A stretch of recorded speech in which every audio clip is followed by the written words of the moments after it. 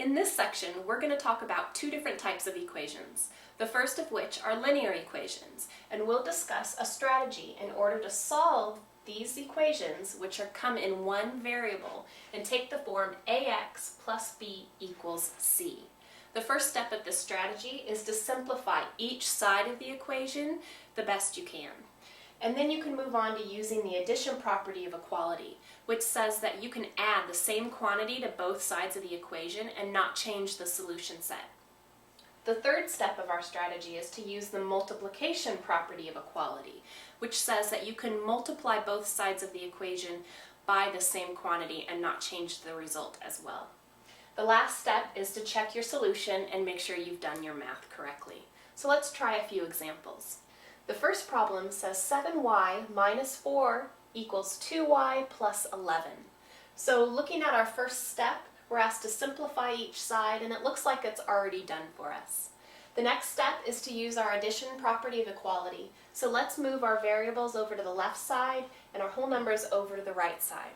So to do that, let's add negative 2y to both sides of the equation. So we'll write negative 2y plus 7y minus 4, and that's equal to 2y plus negative 2y plus 11. And then we'll simplify this before moving on. Negative 2y plus 7y is 5y minus 4, and then 2y plus negative 2y is 0 plus 11. So we have 11 left on our right side. Now let's move our 4 over to the other side. So we're going to add 4 to both sides. So let's go ahead and do that. We're going to add 4 over here and add 4 over here. So simplifying this left side, 4 and negative 4 is 0. So on this side we're just left with 5y. And then 11 plus 4 is 15. Now we can move on to our third step and use our multiplication property. So we're going to end up dividing both sides by 5. So that factors the 5 out, cancels it, leaves us with the y. Then 15 divided by 5 on the right side here is 3. So this is our answer that we came up with when we are solving for y in this equation. Let's do step 4 of our strategy and check that solution to make sure that everything works out. So if we were to plug 3 back in for y into our original equation, we have 7 times 3 minus 4 is equal to 2 times 3 plus 11. So 7 times 3 is 21 minus 4 is 17.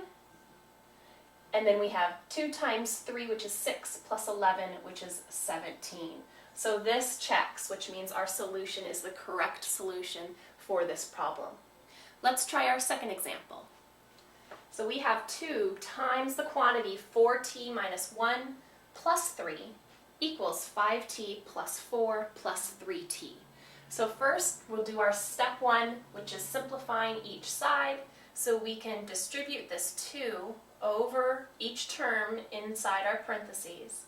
And we have 2 times 4t, which is 8t, and then 2 times negative 1, which is negative 2, plus 3. And then on this side, we have 5t plus 4 plus 3t. Let's combine like terms, so we can combine 5t and 3t, which gives us 8t plus 4. Simplifying the left even further, 8t minus 2 plus 3, we can combine the negative 2 and the 3. So we have 8t plus 1 is equal to 8t plus 4.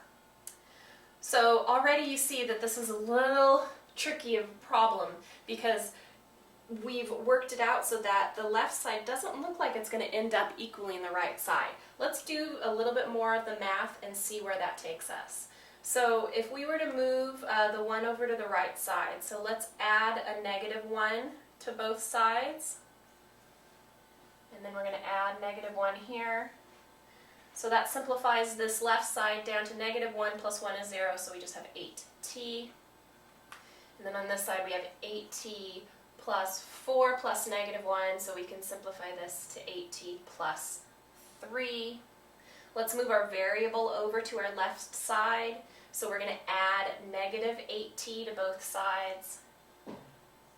negative 8t over here, and we're going to add negative 8t here. Simplifying both sides, negative 8t plus positive 8t gets rid of that variable altogether, equals 0. Same thing on this side, so the 8t plus negative 8t is 0 as well, and just leaves us with a 3. And we can tell this is not a true statement. So the answer to this problem is actually no solution.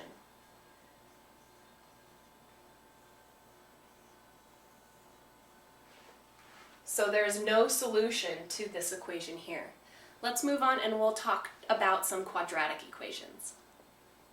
Okay, next up is solving quadratic equations using factoring. And we're going to use a strategy in order to do that. So let's jump right in and we'll solve this example here. It says solve x plus 6 times x minus 2 equals negative 7. So first off, we need to get this equation in standard form, which means that we need to set everything equal to 0.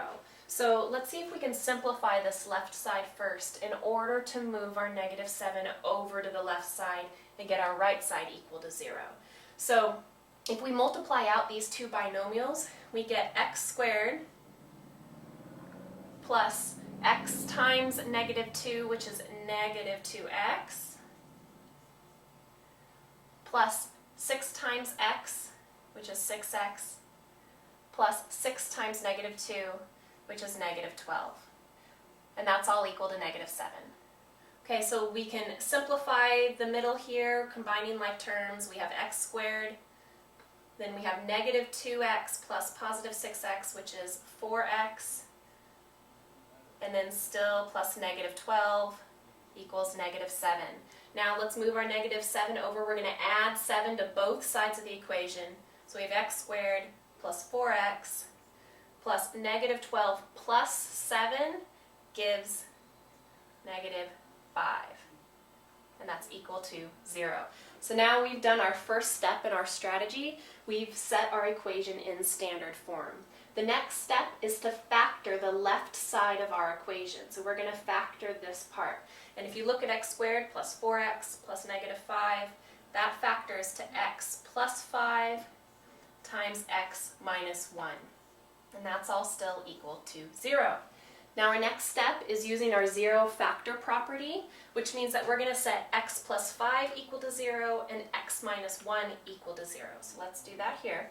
X plus 5 equals 0, and then x minus 1, I'll write over here, is equal to 0 as well.